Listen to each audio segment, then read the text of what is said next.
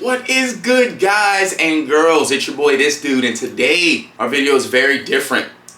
We're not doing no enclosure build or nothing like that. We're gonna talk about the great escape that happened in this room. No, I wasn't gonna make this video, but I'm guessing that maybe one of you guys could learn from my mistakes, right?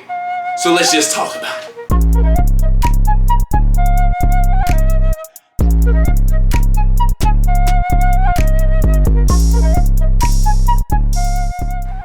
Now, for a little bit of context, I needed a little bit of like new blood, right? You guys know I breed fire skinks. I bring in a bunch of them every year, but I needed some new fire skinks that were not related to the projects that I already have going on.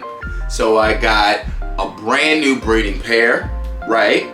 In fact, I got 3 of them, 1 male, 2 females. But I separated one of the females a while ago. She's a little bit smaller than the other 2, so I didn't really want there to be any problems. So I separated her. Now, this was like 5 or 6 months ago. These animals I had for a while. And she's out in my chill area with all the other crocodile skinks and all of that. These 2 have been just growing up. All 3 of them have just been growing up, doing their thing this entire time. We just recently did a new enclosure build for this pair, the newest pair in the house. Just recently, I'm gonna say like a week ago, right? We did a enclosure build for these guys, or making them comfortable enough to breed in captivity, right?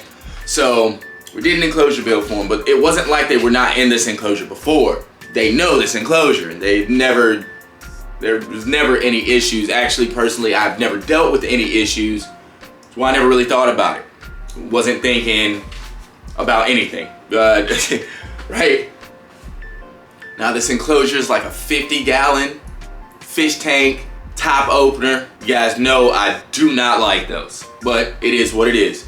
It was functioning, has been for the past 3 or 4 years with many different types of animals inside of it, and was functioning very well for them. Now, one of 2 things happened when we did the enclosure build and we put those animals back in there. Either I didn't close the top all the way, or somehow they just figured it out. And I'm open to both of those options, either one of them. So moving forward with all of my African fire skink projects, things have to change. We're gonna start by getting this enclosure out of here. We're gonna bring a new enclosure in, a front opener, and we'll pick up this conversation from there. And real quick, so you guys see what I'm talking about, like I said, we just rebuilt this enclosure.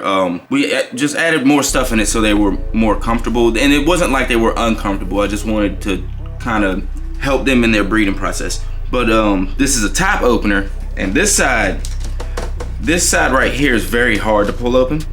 But then this side, like, you just barely, right? You just barely touch this and it starts to slide open. So, and as you see, they have the custom background and everything that kind of goes in all the way up to the top. So I'm more than certain they just can't, because when I came back in the room on day like 2, I noticed it was open, right? So either I left it that way or they pushed it open. But yeah, I just wanted to show you guys that before. Well, I got it off the rack before I got it up out of here. We're gonna bring the new enclosure in.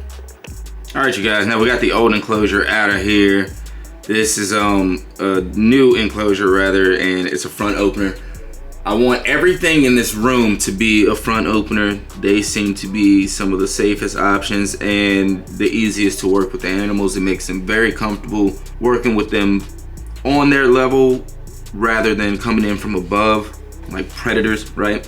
So and this room is almost caught up, because the cold room or the cool room, that entire room is all front opening exoterras. There's no issues there, but this room still has some of those like regular 20 gallons, as you see. Like everything on this rack now is a front opener. Everything on this rack is a front opener. Here back we have the Zen habitat, and this is the tent, right? But yeah, we still gotta catch this room up. So, well, we got a new enclosure here. Anyways, back to the story.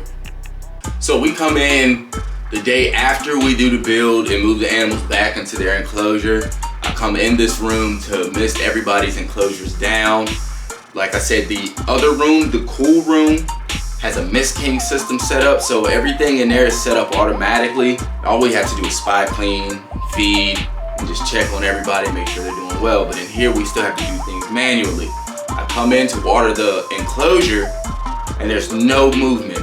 And for these two, that is very abnormal, because these two, for some reason, just love playing around in the water, and they jump around and bite the streams, and it's kind of strange, but they really like the water. So for them not to be out was my first sign that they escaped, but I didn't think anything of it, because usually when you put animals into a new enclosure or a new build, and it takes them a couple days to get used to things before they start coming back out anyway. So that's what I chalked it up to. But yeah, I didn't think anything of it. I was just spraying the enclosure. There was nothing going on inside though, and I did this for a couple days.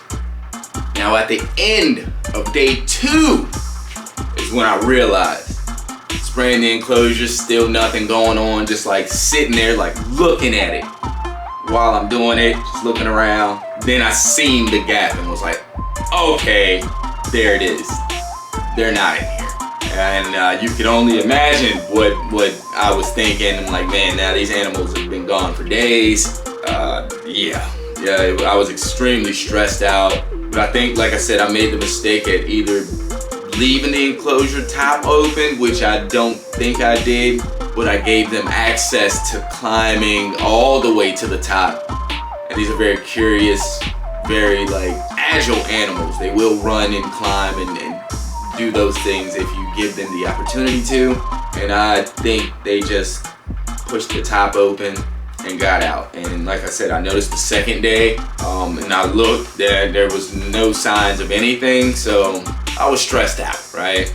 Now I already knew right out the gate that the top opening enclosure, no matter what was going on in the future, that part had to change. So I got right on the marketplace and I found somebody getting rid of one. I hit him up.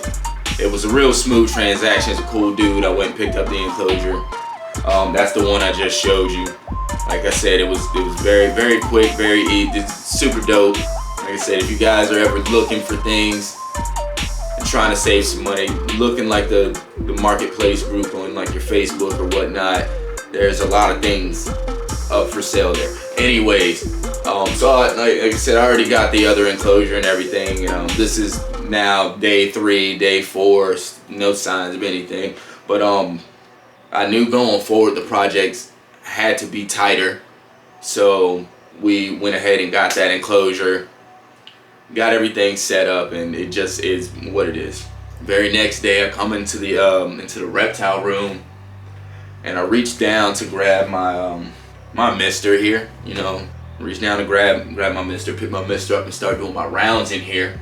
And my male is right next to my foot, just sitting there looking at me. I'm like, oh, nice to see you again. I reach down to grab him, he takes off. Right back here to the back wall, and just, now I can hear him back there. I'm like, all right, cool. I know he's here. Now, what I didn't mention was I escape-proofed this entire room. So, if you get out your enclosure into this room, you're in prison. They don't know that, but there's no way out. I have a board that slides in front of the door, so nothing can go under the door, even though that crack is only about a ½ inch, a ¼ inch, something like that. I have another board, a 4x2 piece that slides in front of this closet here, so nothing can go into the closet ground level, right? So if anything gets on the ground, it can't slide into the closet, they can't go under the door, they're just in this room. Also, the vents, I silicone mosquito screen over the vents. I breed day geckos too, and I breed them in this tent, and it was just, I always thought about if a baby got out into this room, how would he get out? Through the vent. I don't think they would take the vent because there's a lot of cold air that just comes rushing through there at all times. I don't think they would go in there voluntarily, right? But I covered it, just in case. Anyways, this room was escape proof. So I saw my male, he takes off running. I go to catch him, as soon as I step over back there, I see the female over here. They were both just in here hanging out, dodging us for days, and being quiet. So we found them. Oh, and we got them. So we're gonna move forward with this project. No more top openers. These animals are incredibly smart, they're curious, friendly, love to explore. And I failed to take that in consideration. Don't make the same mistake I did. You can give them this nice, I have African fire skinks in the 4x2. Give them these nice, long, elaborate enclosures, even these tall enclosures. Just make sure that everything's latched down and locked down. Even if you're gonna use a top opener, I'm not using a top opener no more, not for these projects, but if you're going to, they sell these little latches that latch right onto the top of your enclosure. They're like $2 or something like that. Just use them. Now, I had never dealt with an escape before. Didn't even, in fact, when I heard about people's animals escaping, I would always go, how? Right? That's exactly how I thought about it, because I just never dealt with that before. Moving forward, we're hiring security, right? But yeah, front opening enclosure. We found the animals. And I'm not just saying that, they're right here in this bin, right? I got the male and the female, they're together under here. We're gonna build this enclosure for them and get them back in. I got under tank heat. We're gonna switch this light to a, what are they called? I don't know, it's one of those, just one big strong bulb that puts off UV and heat. And this will be their hot side, this will be their cold side. And yeah, we're gonna pick up from there. I'm not even gonna put the build or anything like that on camera. I just wanted to check in with a little story that hopefully somebody could learn from. Like I said, make sure you're latching your enclosures, make sure you're checking your enclosures. These guys were on the run for like 5 or 6 days. Hopefully you don't have to ever experience that. In 20 years, I'd never experienced that before in my life. So going forward with, like I said, just stepping everything up, paying that much more attention to everything you're doing. I guess what I'm saying is just take an extra second and check, right? Had I taken the extra second to check to make sure, I don't think I'd be dealing with this issue. Who knows? Maybe they just climbed to the top, like I said, and opened it themselves, because I really think that's the option. But just always consider those possibilities. I did that with the overall room, but I didn't do that with the enclosure, because it's never happened.